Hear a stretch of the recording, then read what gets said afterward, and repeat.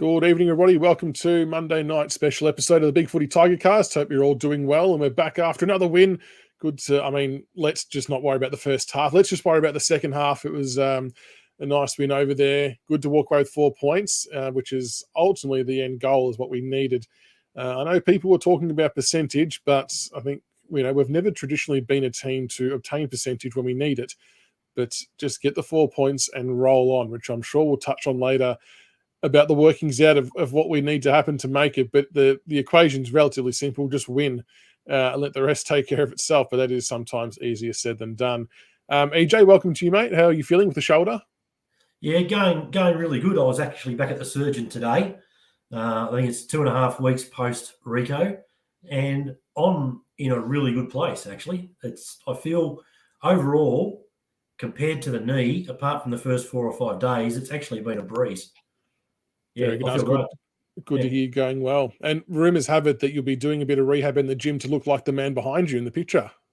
Get the guns out, Big Noah's guns. You could give me all of Sylvester Stallone's steroids and a 6 months uninterrupted run, and I ain't looking anything like that. We can always try. And we do have a special guest with us tonight, and a big thanks to Nick Vericus, firstly, for organising this. Pick number 5 in the 1988 National Draft. He wore the number 6, 143 games, 212 goals for the Tigers. Chris Naish, welcome to the show. Yeah, thanks, fellas. It's great to be on. Great to be on board. No, I appreciate you giving up some time to come on and chat about your time at the Tigers, which no doubt, I suppose, a large chunk of our audience base is probably more familiar with the 90s than maybe what I am, because I'm on the younger side. But so everyone seems to love all the 90s players that come on, so this will be a really good one. So welcome to everyone in the chat. But we'll start off way back at the beginning. So as mentioned, you were picked number 5 in the 88 draft by the Tigers. Had you spoken much to the Tigers in the lead up to the draft, or did you think you were heading anywhere else? How did it all play out for you? Yeah, no, I did. I was born and bred in Wangaratta in northeast Victoria, and you didn't have a lot of interaction with AFL clubs because you're a few hours away. But at the time, it was Kevin Bartlett, Cameron Schwab, Barry Rawlings, and recruiting manager at the time, Doug Vickers, who rocked up at home one day and obviously introduced themselves. We had a good chat. They expressed then that they liked the way I was playing, and whether they had the opportunity to pick me up, they'd seriously look at me at me to be picked up. So they really wanted to know whether I'd be interested in coming to the Tigers. And so as it worked, which I was, and as it worked out, pick 5. And you could ask me a question on draft day. It's a lot different to today. I'm sure you interview people my age in that era. But what did happen, and I've probably taken one of your questions, sorry, fella, but this is my recollections growing up in Wangaratta. I was in science. It was about 11 o'clock in the morning, and the principal walked in and gave a letter to the teacher, and the teacher read out that I'd just been picked up by Richmond, and that was it. That's so good. Back to school. Back to class. So, back to class. Yeah. Couldn't even leave. Jesus. No, and the boys, in the class, the Richmond supporters have gone, jumped up and down. And, it was pretty funny, actually, at the time. And, so it was great. How could you possibly focus for the rest of the day on school stuff, hearing that you've just been picked up? Well, I think when I went to school, we my mates and I, we really went to school for morning kick and mid-morning recess and lunchtime. So we bursted out of the classroom after that, I think, and just went out to kick on the footy. So where did you go that night? Did you go to the Pinson or the Albion that night? Well, back then the Pinson was pretty popular. So, but I don't know. I can't remember what day it was. But really, in all honesty, back then it was just that's what happened, and you just moved on. I think I went to local footy training that night, and it really wasn't a big deal, the draft back then, and not to what it is today.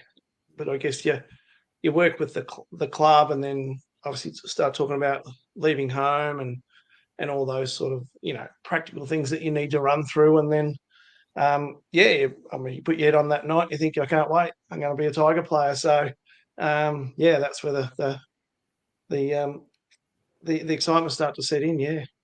And what were the first few weeks like at the club, and how different was it to what you were used to at local club level?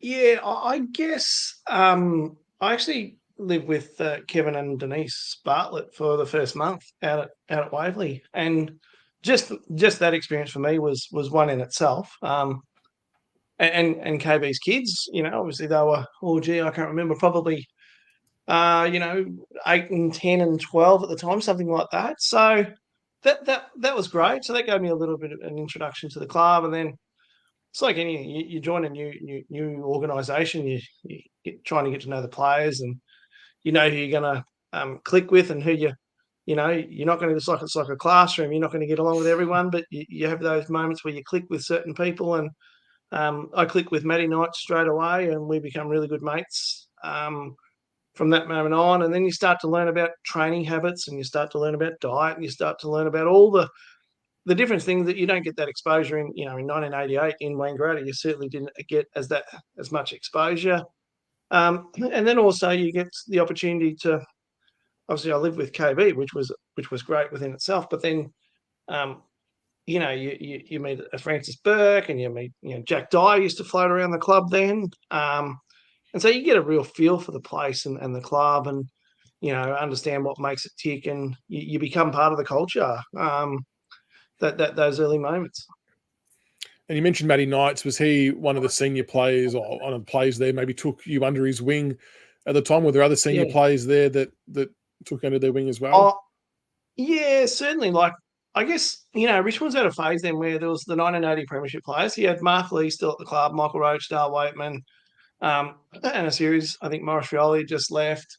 And they were the senior players. And then you had the middle rung players, that had some experience in Michael Thompson and Peter Chakowski and Michael Pickering and Bomber James, Andy Goodwin. So you had those type of players. But then you had Matty Knights, Craig Lambert, Trent Nichols, Tony Free, Darren Kieran, those sort of names that, they were the young batch coming through. So I latched onto those guys, and they were terrific. Yeah, learning from Knighter's work ethic and Freezer as well. And like Craig Lambert was incredibly hard trainer. So the adjustment for me was, if I'm going to get a game at this club, I'm learning from these young blokes. These are the standards that you have to live up to, and this is what whether you're doing a time trial or whatever the case may be, this is what the level you need to get to. So that was, that was really good eye opener for me. And you made your debut round 1, 1990 versus the Bears at Carrara. What was the moment like when KB told you you'd be playing your first game?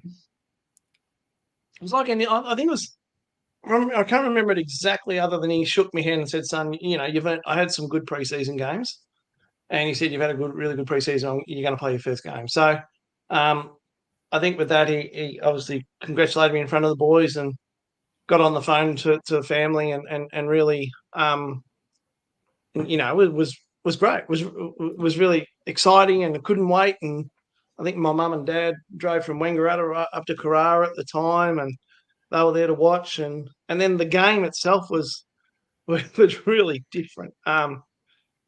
Back then Carrara, we warmed up in portables. The crowd, you had to run through the crowd.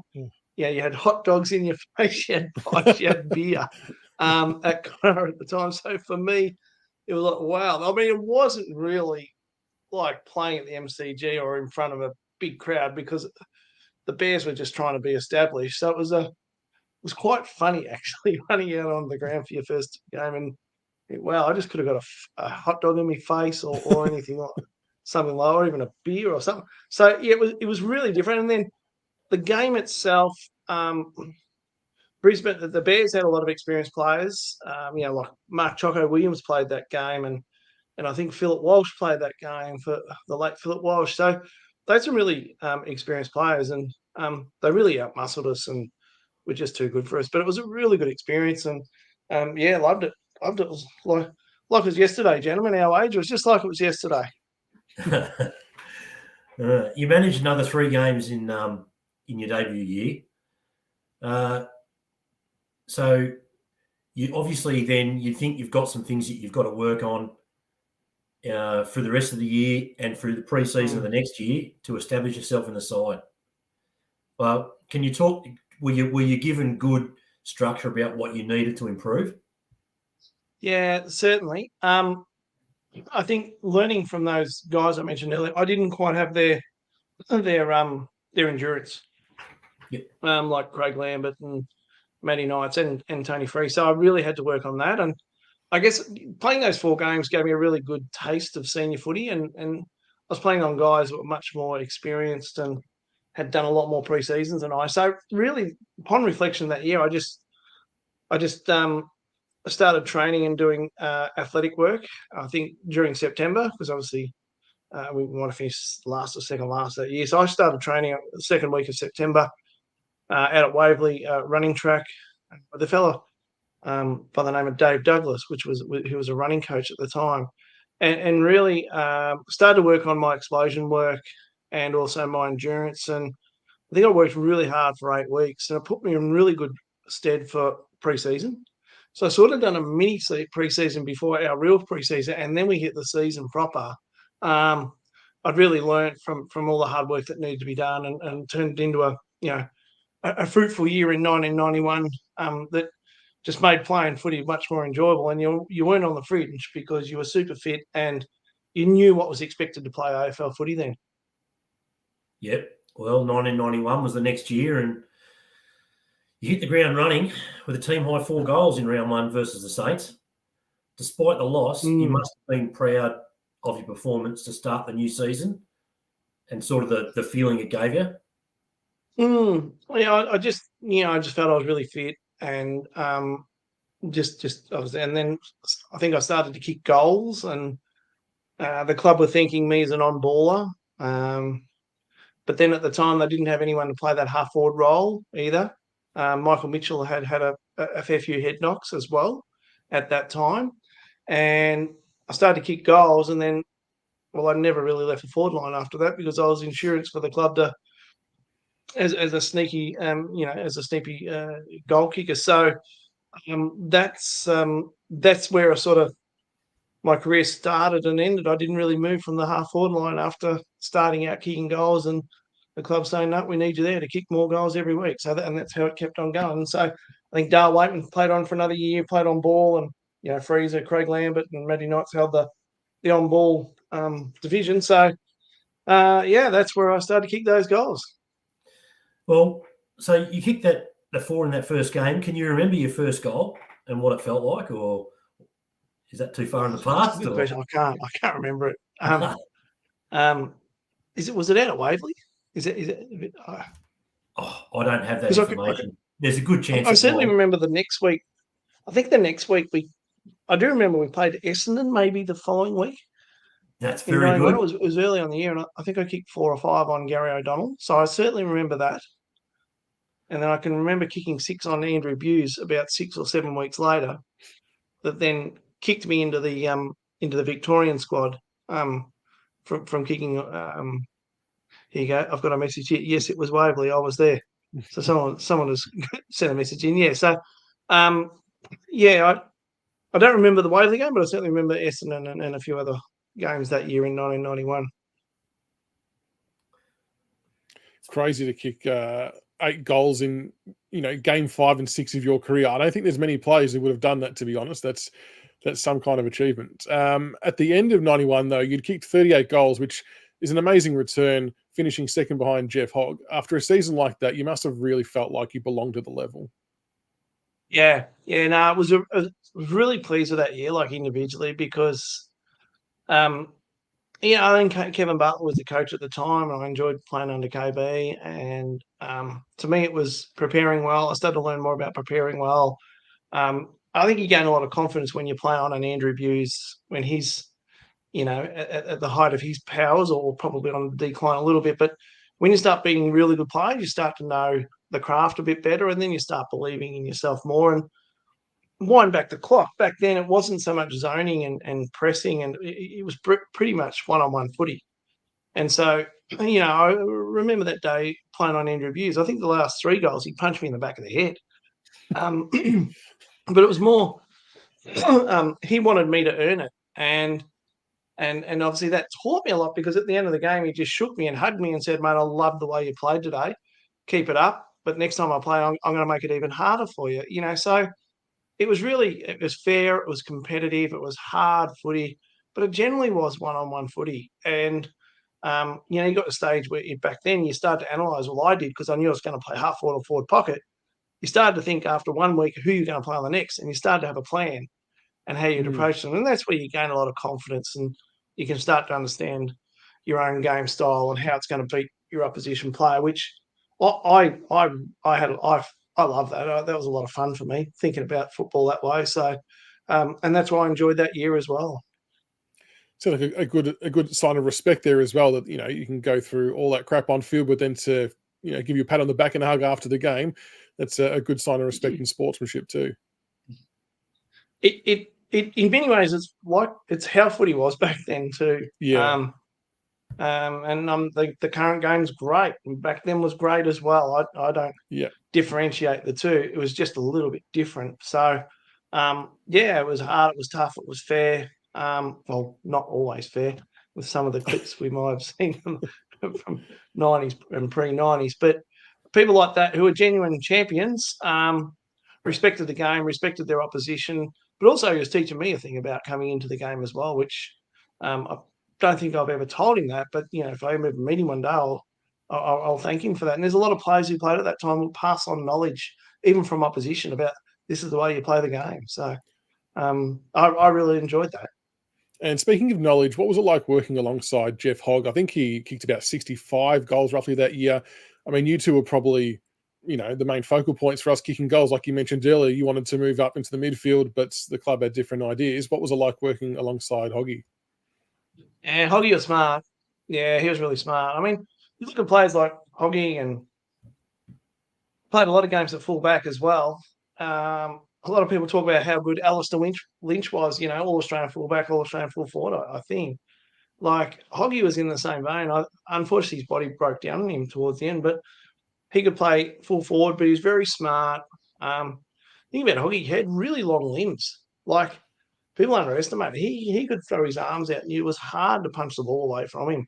And I guess that's why he got away with it at fullback too, getting that fist in. He was intelligent. He was predictable as well to the players around him. He's very honest in his approach to the ball. Like, he'd lead hard. And so there's an air of predictability as to where the ball is going to go. If he didn't get it, you knew where it was probably going to go. So I really enjoyed playing with Hoggy, and his nous, his leadership. He liked fun as well, G the crowd up a bit too. Back then, tried to get some excitement. I think back then too, don't forget, we probably didn't have enough talent, so it was left to too few. And Jeff Hogg was one of those that was a real shining light at the time, and led by example. So, I really enjoyed playing with Hoggy. And as CB just joined us, welcome CB. At the end of 91, KB parted ways with the club in what was, I suppose, a pretty messy affair, I guess. How much of an impact did that have on the playing group? Oh, I can only speak as a young kid at the club, really, at the time. And it was big because, obviously, one of the greatest Tigers of all time. And my understanding and recollection, KB definitely wanted to go on. And he felt he was moulding the group. And I think in our last game, it might have been against Carlton, Clokey's kicked 8, or the second last game. Clokey's kicked 8, one of his last games. We'd won 8 or 9 games. Like, we were tracking okay. But I guess the hierarchy made a decision. So as a young player, I thought, disappointed. But back then, you just want to keep playing. Next coach comes in, you didn't think too much about it. Obviously, I thanked KB and was very grateful for the opportunity that he'd given me. But it didn't. You don't really reflect on those moments until you've probably left the club and started thinking, that's probably how it happened or why it happened. You don't truly understand when you're a young 20-year-old. You're just trying to play the best footy you possibly can. And then with that, Alan Jeans was appointed coach for the 92 season. I think we only managed 5 wins. How tough was the 92 season for you and the playing group?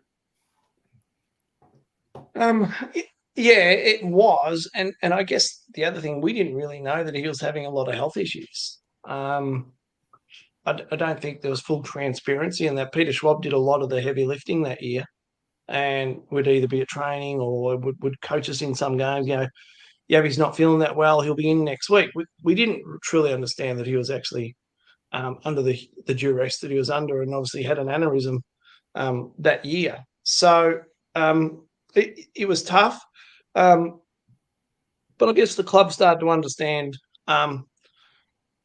which players were up to the level or not as well. And I guess a lot of decisions were made post 92 on the playing list leading into 93. So it was, in many ways, it was a step backwards for the club, and unfortunately, Yabby's health. But what we did get from, say, Wayne Campbell or myself, or even the names I mentioned earlier, Lambie, Freezer, and Nida, if we only got 50% of some of the knowledge for Yabby, it was still really healthy for us young guys.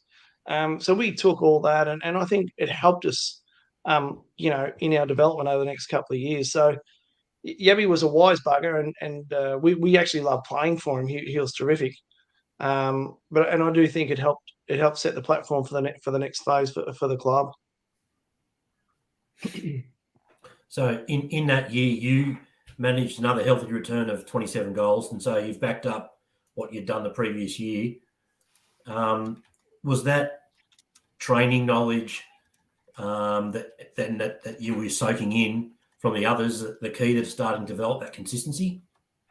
Yeah, absolutely. Same principles applied. I think there was one. There was a 2-week period where I kicked 5 against Fitzroy and 5 against Sydney Swans, and obviously Swans were down at the time. So Schwabby kicked me in the boots after the game. He said, "At this rate, if you average five a week, mate, you're going to kick 100." So didn't quite eventuate that week, but we had that. Yeah, I had a couple of good weeks that phase. But I think, and even Schwabby was terrific as well. Myself personally, carried on from the year before. Didn't win as many games as you said, and therefore wasn't enough supply, or you weren't kicking as many goals the year before. But I think, again, it gave games into myself and Wayne Campbell, and I think Stuart Maxfield started to play games under Yabby as well, coming through the under-19s. And so you started to have a doses of players coming in. That's what I mean by understanding the list. And then, there was a bit of a realisation that year. Hang on, there's not just 3 kids here. There's probably 7, 8, 9 or 10 here that can help us, take us to the next step and the next wave. And then, then we can talk about some of the moves that were made in the next 18 months that actually helped us. But I think that was a real platform year of understanding from the club's point of view who's going to be able to take us into the finals and who isn't. Excuse me. So as you discussed the issues with the health issues with Yabby and that, so the club and Jeans part ways after 1 year, which was unfortunate. And you sort of explained the impact it had on yourself and the playing group. Along comes John Northey, who takes over from 1993 to 1995. And we see a vast improvement in the results on the field. Just explain, what type of impact did John have upon the playing group, upon his arrival, when you sort of discussed those 18 months, Yeah. I think, and whilst Yabby had all the respect, or KB, in our young blokes side, we obviously idolise these coaches. So KB, yes, a lot of respect. Yell and Jeans, yes, a lot of respect. But also Sweeper as well, because don't forget, like he was going pretty well with Melbourne at the time. And so what Sweeper brought was he was very relatable to the players. He liked to be straight down the line, but he also liked a bit of fun. It wouldn't be anything for him. And then he had his sidekick in Graham Bergen, 1967 premiership player for Richmond, who was just a character. So he would be one who'd bring the boys together and share a bit of a laugh, or just really break it up away from footy. And so he started to build this mateship within the group and within the gym. And so it became more than just playing football. Here we are, young men, starting to learn about maturity and everything comes up. And then you've got this fellow who's going to straighten us right up. And one of the smartest things he did, we had money booked for a football trip, and I think we were going to Thailand. I think at the time, Sweepers came in and said, no, we're not going. And you could imagine that. What? Going on a footy trip because you want to get away. He said, no, that money's going into a training camp. And we're going to the Gold Coast for 10 days. Now, that was one of the best 10 days I've had in my life, because what he enabled us to do then was share each other's company. We enjoyed some nights out, which was really good fun. But then the next day at 6 o'clock, we were up training every morning on the beach, swimming in the ocean together. And then he'd break it up and we'd have a beer in the afternoon, team meetings later on. So he blended in a real sense of, because Sweeper being a Ballarat boy too, he brought a real country feeling to what was not yet an elite scenario as what we see today. So, all of us had to work and all of us had to study. The game wasn't fully on professional as it is today. So Sweeper just eliminated some of the mundaneness, if that's such a word, and made it much more enjoyable, much more fun, and really, galvanised the young group of men to play consistent footy, more so for each other. And he had this, he did have this us versus them mentality. So whether it was the media or whether it was oppositions or Carlton, Collingwood, he wanted to make it us versus them. And, for the majority of the time, it worked for the group as a whole. But yeah, we as a young group of men, we loved playing under Sweeper. He was terrific. And last one, we'd go on a state trip, and we might have played Adelaide in 93 and Modras kicked 13 or something stupid, right? And so we've had a bad day. Sweep had organised Graham Bergen to go and get, a slab of beer, put in the middle and say, right, boys, what happened? And really just make it simple and talk about, and I'm not talking about it had to be about alcohol or beer or anything, but it was a real way of getting together. Don't worry about it. We'll move on together. I'm in your corner. Let's keep moving ahead. So, he was a ripper.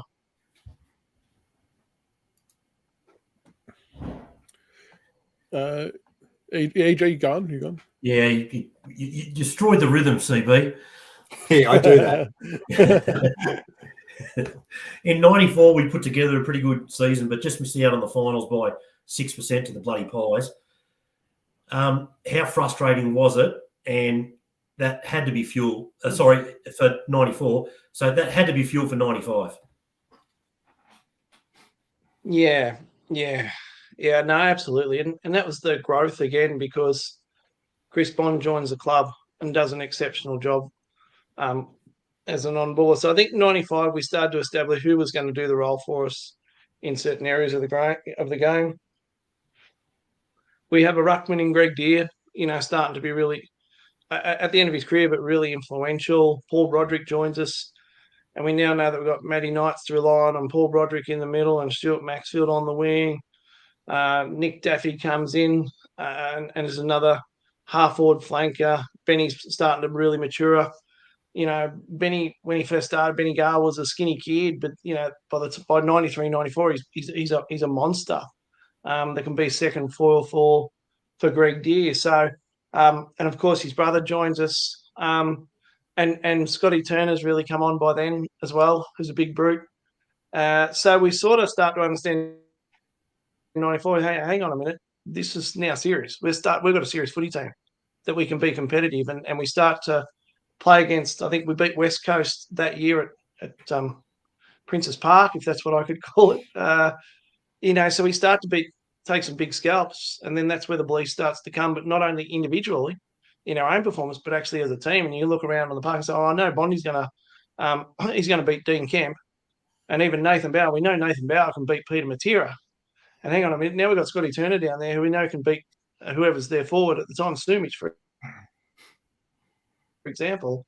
So that's where we started to mature and say, no, there's something here. And obviously that sort of launched us into the following year in 95. We were ready to really believe in ourselves and move forward. Go for it, CB. So we do finish the season in the third spot on the ladder with 15 wins. The highest we'd finished in your time at the club. What was the feeling like playing such a good brand of footy and locking in your first finals appearance? Well, yeah, it was one of, as I just said, the end of 95, there was that belief. And I don't think we've ever trained as hard as what we did in 90 pre-season 94 going into 95, and I'm talking about hard gut running together as a group. And so I reckon when we got there, and obviously we started the year 10-1, 11-1, something like that. That was was that the year you smoked North Melbourne in the first quarter? Was 95 the year? Yeah. Edwards got hold of them and touched them up. Yeah. So that not only the mental side of things, the belief that we started to have, and we knew we could do it. We also were super fit as a young group of men. Like, we were super fit then. So to go 10-1, I think we had a bit of a dip, but we knew, no, we want definitely playing finals. Like, we had our eyes right on playing finals very early on in the piece. So to make it was like, no, we're here. But it was only Deary who'd really played finals before. Maybe Michael Gale may have had a final at Fitzroy. I'm trying to think of others. There wasn't many who'd played finals. So we didn't know what to expect. We didn't know. We'd never played finals before. We drew North Melbourne. We were reasonably competitive by the day. I think we probably lost by 14, 15 points, something like that, if you've got the numbers in front of you. 30 points and you get 3. Yeah, I wasn't going to say that, but thanks for mentioning it. Was it 30 in the end? It felt a lot closer that night. Didn't Carey get hold of us at the end of the game? It was tight, and then we'll see. Someone like Duncan Callaway was a freak. Like, Dunk wouldn't mind me saying this, and we'd say he wasn't the best kick, although when we have a laugh, he'd say much better than what we all gave him credit for. But his concentration powers were elite. And I remember that day, he held Carey for 3 quarters, and Carey just went bang, bang, and exploded as, a champion player that he was. But, that was one that got away from us again. But I, if you ask me again, I would say, no, we lost by a goal or two, and we were probably ahead of them early on in the third, halfway through the third. That was my recollections of the game anyway. But Carey just stomped on us towards the end. People seem to forget too with that team in 95. There was we had about half a dozen state representatives. You had Kellaway, Knights, Campbell for Victoria. You had Bullis, Daffy, Rogers for South Australia. Maybe Tape as well. Yeah, Sticky. Yep. Yeah. So yeah, we had that tells people the squad was up and about. Like, that tells you. And then if you include the allies, you would have had Butch, Benny, and others. Yeah. So yeah. Well, I think just, we mentioned Hoggy before. Unfortunately, Hoggy gets traded and we get a couple in from Fitzroy. And I think the list management was pretty astute to get what we needed to make the group. Yeah. I go back another step to it, if you don't mind, fellas. I think what really galvanised heading into 95 as well was we were very fortunate to play in an exhibition game against Carlton at the Oval in London. Yeah. And so to spend 10 days together over there was such a great experience for us young blokes, and to rub shoulders with Carlton as well. We had social time together. Like, that was, and Sweeper was right in the middle of that. That was super fun. That really galvanised the group together as well. I'll give you a story, Chris, and you can confirm or deny this. In the Jeff Hogg trade, is it true that we gave Fitzroy part of that we're doing a redevelopment and we had some nets at the back, and we gave Fitzroy some old goal nets or something as well with Jeff Hogg? Was that part of the deal? I don't know, but I've heard something like that before. I've got no idea. Like, no idea. But I have heard someone as recently as the last 12 months tell me that. Was seriously, I got no idea. I reckon Wayne Campbell shared that anecdote somewhere. Right, yeah. Sorry, Wayne, if you're listening. I don't mean to throw you under the bus.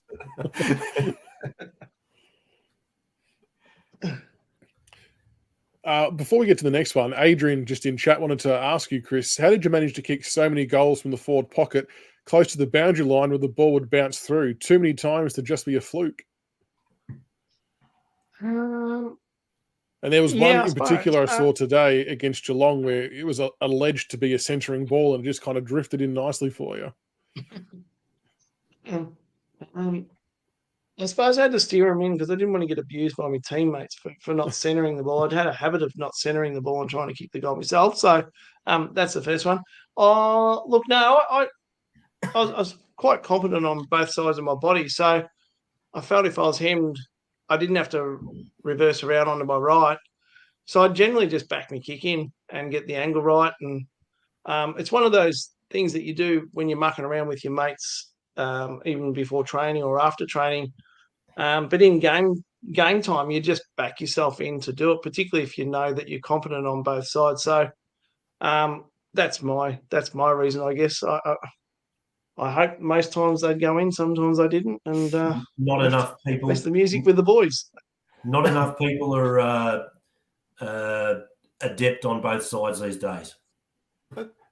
On a scale of 1 to 10, Naish, with the goals we missed on the weekend, how many of those would you have actually slotted?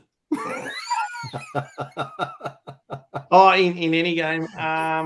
Look, my sort of CB response to that was I was big on technique. Like I was really big on technique, and so for a little bloke, I played at 171 centimeters and 70 kilos, right? So you had to be very confident in a few things. I felt skill. I had to be really, really confident. So I'd practice all the time, but technique for me, and I watched the game today and I go, there just hasn't been enough art forming with technique with a lot of shots that you see. Now, you can talk about the breeze, you can talk about the crowd, the reality is the technique is just not quite right, I don't think. Every weekend I'm in my mate's shed, right, and we're watching footy, and we have the same old man rant every weekend, blokes lining up for goal, and they're spinning the ball and then they go. It's like, how can you actually line things up correctly if you're just flipping and spinning the ball and then going and having your shot? I don't recall Tony Lockett doing that too often, mate. Just saying. No, and he's a pretty good person to look at technique. And one of the areas that I talk about with technique is look how far he drops the ball from his hand to his foot. The room for error is very, very minimal. He almost placed the ball on his foot. And so I think that's the technique that pretty much need to be designed. I had a very simple theory when I was shooting for goal. If your body's straight, your legs are straight, you're holding the ball straight, which goes to your point about flipping the ball around, and you run straight as if you're kicking in the park with your team, with a mate, and your mate is the goal umpire. Generally, you're going to kick it to the goal umpire if you practiced enough. Forget about the goals, forget about the crowd, forget about the opposition, and maybe some of the abuse that you copped, particularly back when I played. They were my that was my perfect routine to kick goals. Some would call it abuse, Chris. Some would call it free advice. I don't know. There's too much sports science these days, stopping the players from doing all this extra training and to nail down techniques and stuff like that. It's getting out of hand. Just get back to basics. Get Dale Waitman on the sports scientist rant, mate. Now, you mentioned, we also spoke about the loss to North Melbourne in that first final. What did the playing group do during that week to regroup and shift your focus to the Essendon game? I think obviously not too dissimilar. Well, in terms of reviews, the areas that we might have needed to improve on and why the game got away from us late. I can remember that review. But I guess like footy, you move on pretty quickly, and then we obviously had to prepare for North Melbourne and start to think of matchups. And it was more about matchups back then than set play than what we see today. So I think the areas that were highlighted was, boys, you can win. You can win a final. Like what we did against North Melbourne, we just let them go. I think maybe Brett Ellison kicked a couple of goals late. Carey certainly played well. So we had to tighten up on a few areas. But that gave us some understanding of what was good exposure for us to play in front of a Richmond-like crowd as well, which is, it was pretty noisy. We had some great home and away games in 94 and 95 with big crowds, because the crowds started to come back during 94 and 95 to watch the Tigers, because they were starting to watch something. And then, that sort of held us in good stead against Essendon, but you wouldn't have thought so at half time, would you, boys? 5 goals down, I think, at half time. It was looking a little bit grim, but then come out in the second half and it was a totally different story. We win by 13 points, and I think that semi-final, I've seen a few people in the chat mention it already as one of their favourite Tiger games of all time. So, and EJ's another one. It's I think it's just, and CB just is very fond memories for a lot of people, that game. We're fossils, Chris. True story, Chris. I remember being in a pub in Traralgon, and it must have been 3/4 Essendon, 1/4 Richmond. And for that first half, it was unbearable. They absolutely stuck it to us. And then once you boys got rolling, those pricks were nowhere to be seen when the final siren went. They were gone. So all that abuse and shit we copped for the whole game, they were nowhere where we just really wanted to drive it home. And I've always been bitter about that. As the dogs walked, didn't give them a chance. Well, do you know what? Playing out on the ground that day, I suspect that's why the Tiger faithful was so bloody loud in the second half when we started to get on top, because they would have copped a ribbon. I've had so many people tell me they were at that game. They say exactly the same thing. But the noise level in the second half when we skipped and got in front was just amazing. It was like, like we've experienced recently watching Richmond play grand finals. It was like that in that final.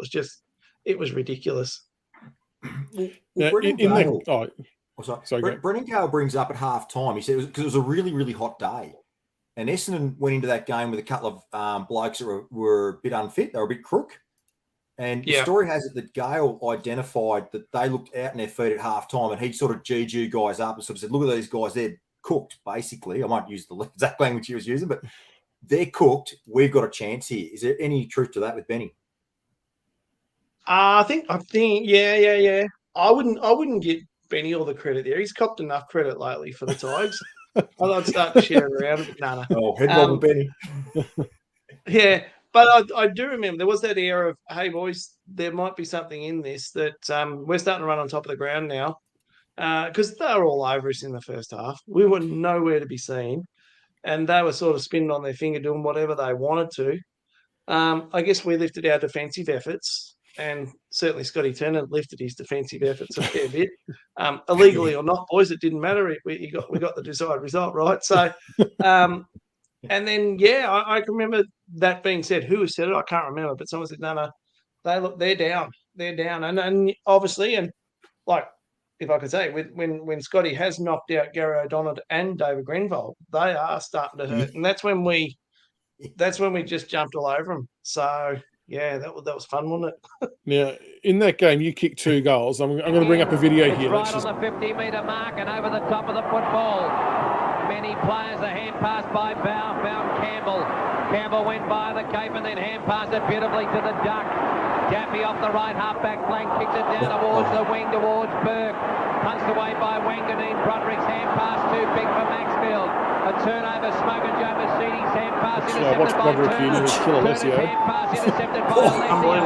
He went through like a battering ram and lost the football to Knights. Knights now got a hand pass out to Campbell. Campbell swung around on a sixpence and went bang. It's a worm burner, but here comes Harvey.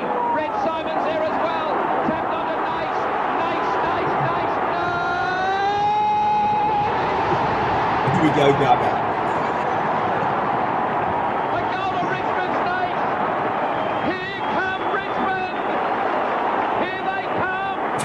Now within 12 points, the Tigers from Front Road.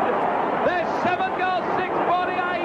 But Essendon 9 goals, 660. Here it comes. It just cuts at the pivotal moment of now, that obviously, kiddies, we don't endorse that contact these days because we are protecting the head. So we're just reminiscing.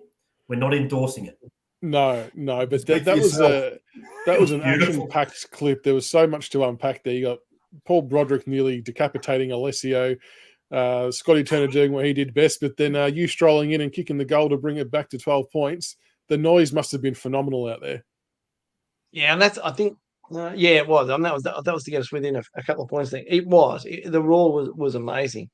And you're right. That was very physical, that piece of play. And to get on the end of it, I remember being in the ball. You see me tap it. I said, no, I'm kicking this, boys. I think Berkey went to Chris and no, Berkey, you're not having it. I'm kicking the goal.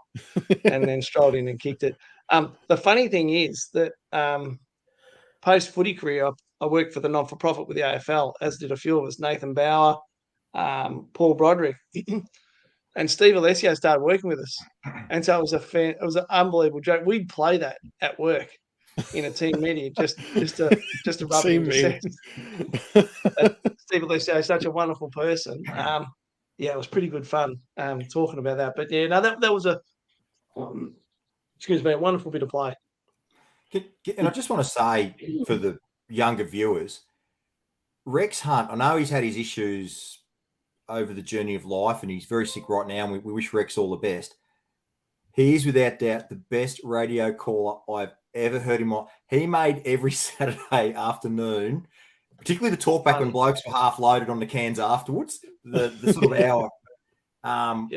That mix of Bondi, Rex Hunt, Sam Newman, probably even Chuck Walls in there as well, was just the most elite commentating you'll ever hear in your life. And I miss it so much. I really do. Yeah. No, they were terrific, weren't they? He was a gun, Rex. But he had, how good was he at giving someone a nickname?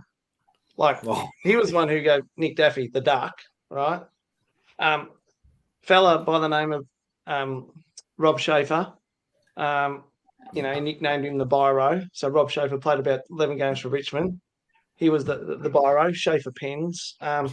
He was great, Rex. Loved him. Now, last one from me for a little bit. Unfortunately, the prelim against the Cats didn't go our way. Now, we had Nick Daffy on a couple of weeks ago, and he mentioned that he felt if the game was played at the G, that he firmly believes it would have been a fair show at winning that game. Do you share the same thoughts? Not sure. I say that. The data will tell you that Geelong loved playing Richmond, and Gary averaged 11 goals against Richmond, no matter which ground he played at. I think it would have helped. Playing at the G. I don't think it helped when Michael knocks out his brother Brendan, Michael kicks the other way, which we still have to it out. I'm not sure. Well, we obviously love playing at the G, and that was our home. Geelong were just, no matter what we did, they always had a measure at the time. Having said that, what I will say though, if we had Carlton, no matter what, I reckon we would have beaten them that year in a prelim or a grand final. We didn't get there, I know that, but we knew that we could have Carlton's measure. But Geelong, psychologically, it just was something at the time that we just couldn't get over them. And there was many years where Richmond did not beat Geelong. I think there was a streak of about, I don't know, I'm making it up, but it's something like 10 or 12 years where we couldn't get over Geelong at all, no matter where we played them. So, give us Carlton. Yeah, bugger it. Oh, mate, you keep talking about Geelong and start rocking back and forward. I'll put on a dusty tape. I need a dusty 2017 finals tape. With Trent Cotchin blind turn, kick a goal. Remarkably, at the end of 95, John Northey leaves the club. And Robert Walls took over for your last couple of years with a little bit of unleash the geese at the end. More coaching disruption, more coaching disruption, more coaching disruption. It just has to. We're on this trajectory. It has to have an effect. And it sounds like what I will say is as well. Yeah, what I will say, when we lost that prelim, we went out to a pub in Richmond and we had a good night together. But we made a pact to each other. It's ours next year. Like, I've given you a bit of the journey about building from 92 to 93 to 94 and that self-belief and, perhaps with one more player to the group, let's do it next year. We're going to, no matter what, we're going to prepare like we've never prepared before. We get along with the coach really well. We're going for this. We can actually win it. And that's sort of some of the belief that we started to have as a group. And then I think it was the next day, that Sunday night or Monday morning, it broke. That Swooper, there was talk, and then I think it blew up Monday afternoon, was Tuesday. So, it was a huge disruption to the momentum that we'd started to create, despite, KB, Yabby, now Swooper, we felt we'd had the chemistry, as I've already said today, about having the right players in the right spots. Being at that age as well, we're all at that age now. We're starting to get to 23, 24, where you're just about to peak. And you're starting to really understand the coach and his expectations. So I reckon if you ask most players, I don't know what they've said to you on the podcast, but most would have said, pretty pissed off at the time that we couldn't have the same consistency to continue that momentum. And of course, as a player, you accept the decisions and you move on, as I said earlier with KB. But that one for us was a bit of, hang on, what's going on here? We thought we had something pretty special. And then, obviously, with Warsy coming in, it was a bit like the chemistry was different. There just wasn't that same feel as what we had from the previous coach. And unfortunately for Robert, it didn't work out. And then Jeff comes in, but then Jeff gets rid of it. The club gets rid of a few players as well that started to build from 93, 94 to 95. And Stuart Maxfield, myself, Chris Bond, Jamie Tape, a lot of that young group, that had built and grown up together and were great mates together. And what I will say, not only were the players great mates at the time, the players' girlfriends and the wives really had this really strong connection as well. And the girls would go out for dinner together. They'd have a lot of fun together. So, unfortunately, that started to be split up. And the rest is history, I guess, as to what the outcome was of keep turning over coaches. I will say this. There is a game, you can watch it on YouTube. That game against at the end of 97 at Optus Oval, Princess Park, whatever you call it, against Carlton. That's the Unleash the Geesh game. If anyone wants to watch an absolute the ferocity of the contest of that game, because Carlton had to win that to keep their finals hopes alive, that is an absolute brutal game, but one of the best games of 90s footy you'll ever watch. It's on YouTube. You can watch it, and it's unreal. Actually, it's a great game if you're a fan of watching old retro stuff. Yeah. What I will say though, despite, and I've seen a couple of comments come through about the bad management at the time. I remember going back to the rooms after 17 with Benny, and we knocked into each other, and then I was with my wife, and then he just had to pick something up from the club before I think the group went over to the Hilton. And he actually said to me that night, he said, so, mate, the turmoil that the club went through when we were at the club, whether it was save our skins, and then, young blokes grew up and then we played together, but then we had so much instability. He said, under my watch, that will never happen. And so you can see why there was sustained success since 17, because he has that mentality that he's been there when it was down. He's been there when there was those decisions made, and he knew what it did to the playing group. And I guess that's why you see now, obviously with Dimmer leaving, but there's still that stability there because he's coming out and saying, we'll find the right coach for the players and all that. So, yeah, I love what he said that night because you knew that the club was in certainly great hands. And, I mean, he's continued on to be a great administrator. Yep. So your career ends in 1999, unfortunately, at Port Adelaide with some hamstring issues. So tell us a bit, what did you get up when your career finished? What did you get up to? What have you done post footy?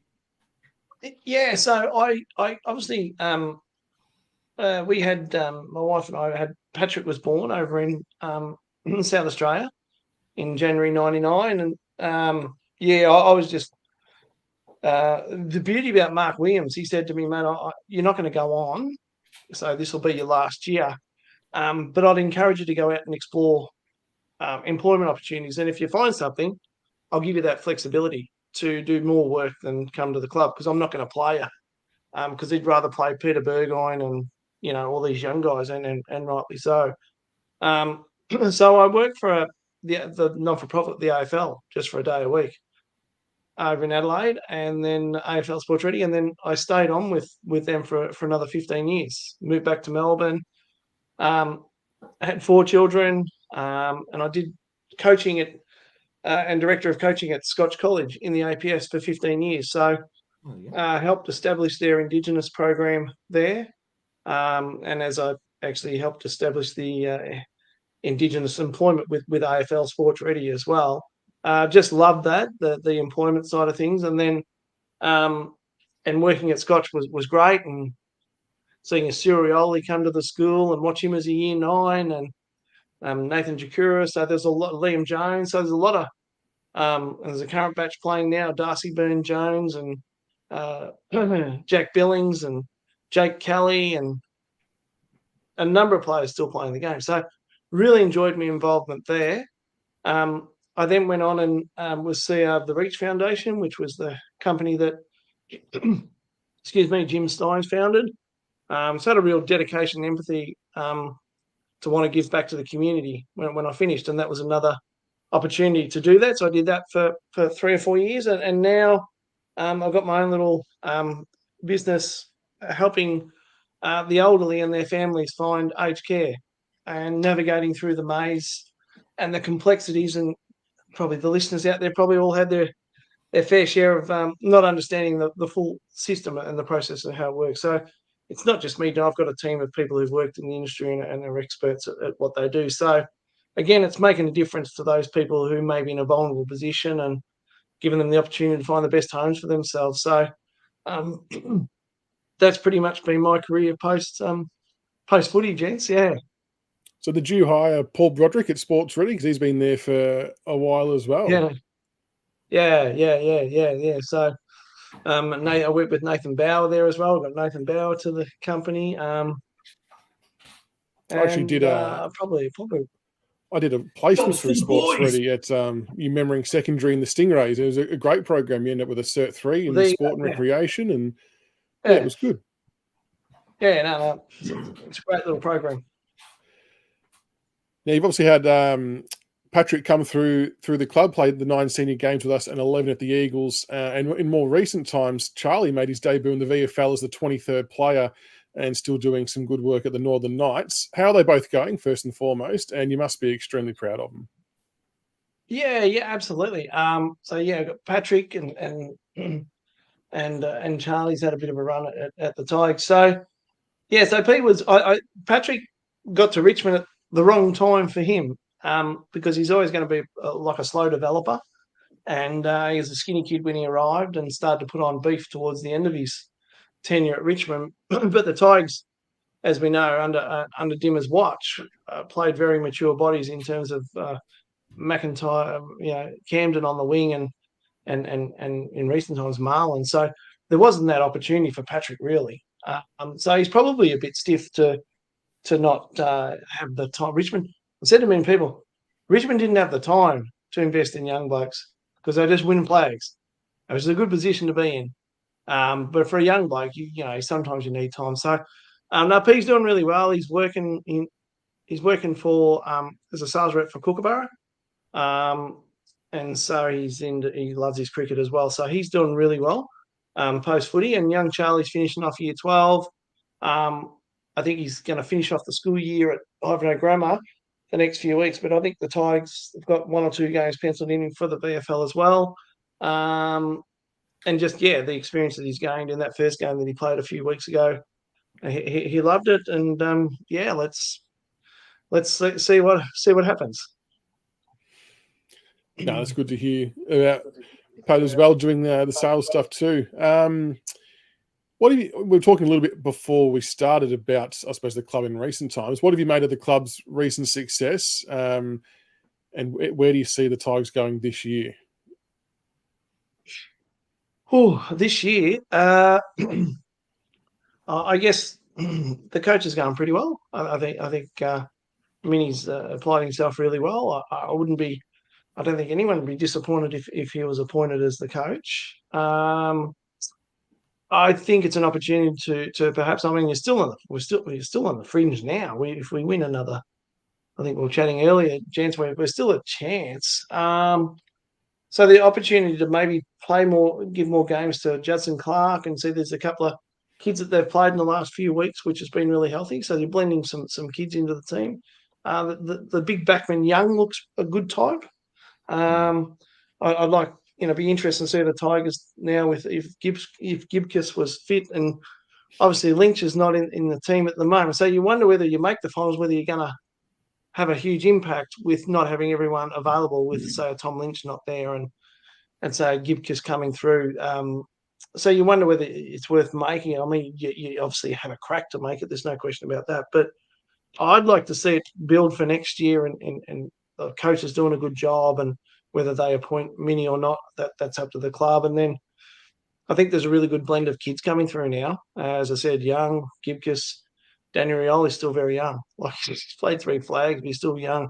Liam Baker's a young star. Like, wow. So we're going to lose Koch and in time, and Jack, and Dusty won't play forever, but there's not a bad batch of kids coming through, and Shea Bolton's proven himself to be a star. So I think, despite everyone saying that the Tigers have dropped off the perch and they're getting old and they're going to bottom out, I don't think that's the case. I think adding the boys from GWS will only help to the depth, bring some more kids on, and they're not in a bad position.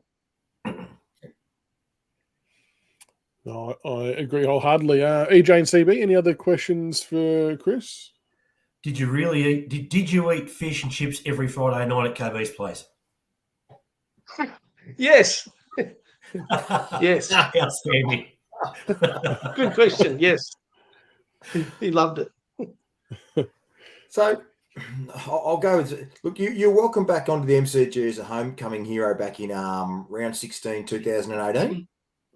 What was that moment like for you, just to come back in and be presented again in front of the Tiger Army, particularly when we're up and about? The crowds were big. How'd you find that? Yeah, pretty cool. No, it's a great thing to do. One of the best thing is you're there with your family, my immediate family, my kids and my wife. But then also, I reckon at the time, a couple of my brothers come down and they brought their kids down as well. So it was like was reflecting to the good old days when your family would come to the family footy and watch you play. And then obviously with the Tiger faithful, pretty special.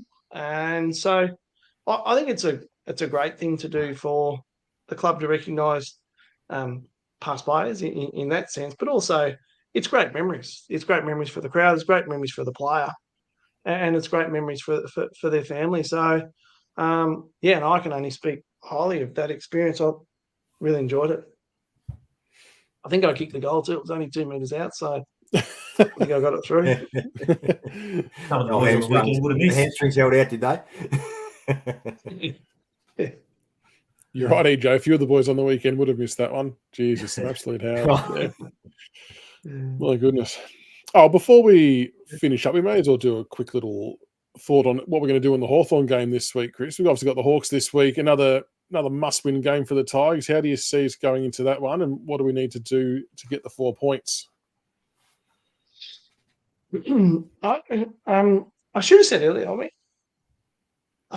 Soldo hasn't played a lot of footy since he won a flag with us. And so to see him run around on the weekend, I think's just great. I think he's a terrific player. So look, I think if the Tigers approach, I'd say business as usual with their natural competitive way they go about it, I can't see him losing to Hawthorn, really, given that what's at stake coming up with if the cards fell our way, a potential finals berth. You always want to have a crack, as I said, to make finals. So I can't see us losing. I think it's great that Soldo's playing. As much as we love Nank, you then expose Soldo, who does just as good a job. But I just love seeing the development of young, and you wonder whether players like Sonsi get another game now, who played well in the VFL. Whether you throw him in again just to see where he's at. But no, I think the Tigers get the job done. And the other thing I love seeing, boys, I don't know about you, but someone like Trent Cotchin is still playing great footy. And Dusty's having such a great year. So when you got those guys going, you're a chance, aren't you? So we've said a few times. Yeah, that's right. And at the start of the year, we said that like you couldn't blame him for doing the Koch and Dusty up forward kind of experiment to see where it landed. But there's no coincidence that we've improved our footy with Koch and Dusty back in the guts where they feel most natural doing their thing. And while Koch doesn't have the same yard of pace that he used to, he's still got pretty good hands, good vision. He cracks in 100 mile an hour, and that kind of stuff's invaluable. Absolutely. No, it's you just love his tenacity. So, yeah, no, let's smash the Hawks, eh? Let's do it. And EJ, your man behind you, I'm looking forward to Noah Bolter versus Mitch Lewis. Lewis is one of the very, very good key forward for the Hawks. If I stay right here, I've got really good guns. Yeah, exactly. How do you reckon Noah's going to go on Lewis there, EJ? Oh, look, if he plays like last weekend, unbelievable. I didn't do the stats tonight because we had Naish on and we don't sort of do as much in-depth dive, but he had a stupid number of intercepts, and Rioli was amazing off halfback as well. I think Rioli went at like 93% or something like that, and just licensed to run, just crazy good. Yeah, and I think a definite change this week is that Mansell will come in because he was fantastic in the VFL on the weekend. Right. But and CB, boys, Was that sorry, Chris?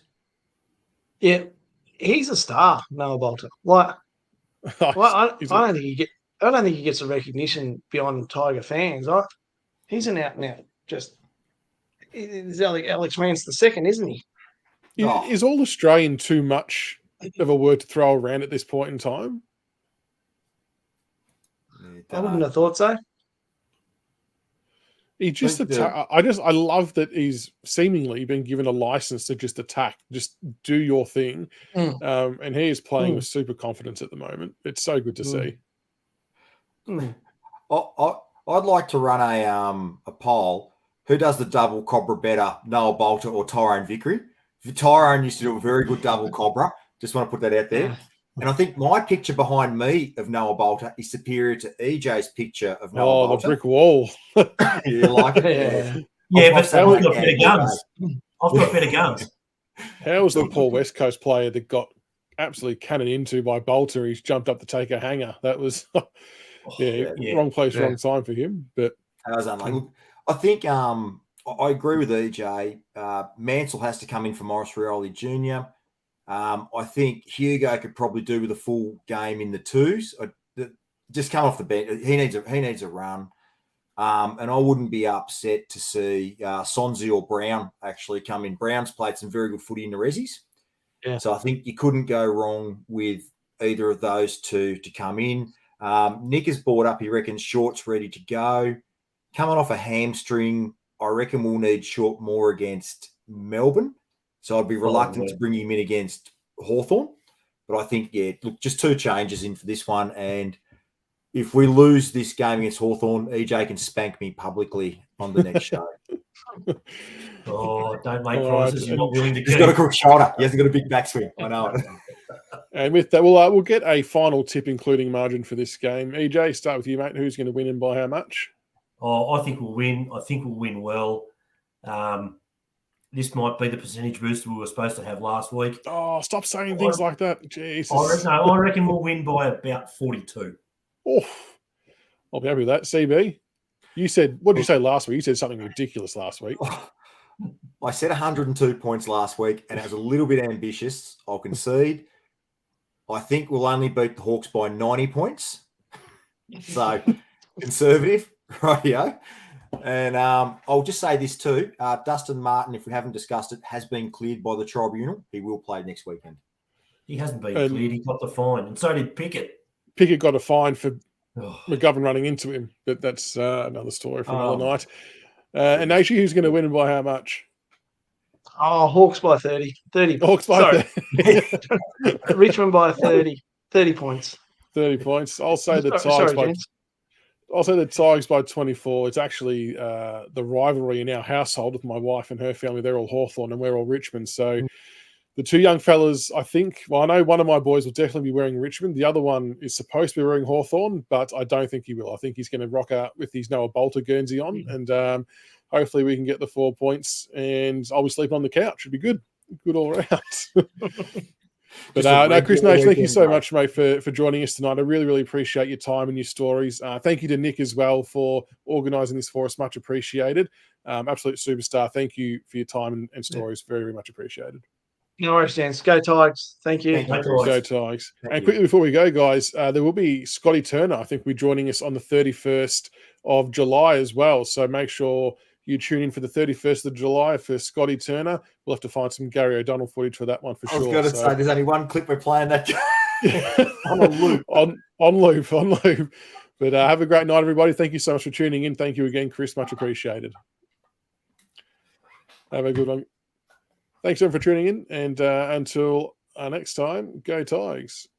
Go Tigers. Smash